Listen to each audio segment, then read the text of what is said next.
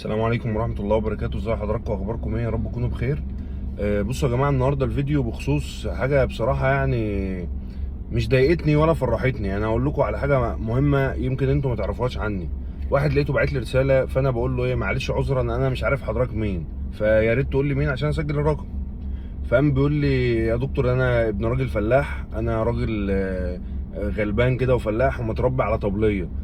فانت حضرتك انت راجل قيمه وقامه ومش عارف ايه وبتاع، وانت تعرفني انا ليه؟ فكلامه ضايقني جدا. يا عم قيمه وقامه ايه يا عم، انا اقل الناس. نقطة تانية ومهمة جدا اللي ما تعرفوش، أنا كتفي ده أنا بقيت دكتور من يعني الحمد لله بفضل الله من تربية أبويا على الطبلية.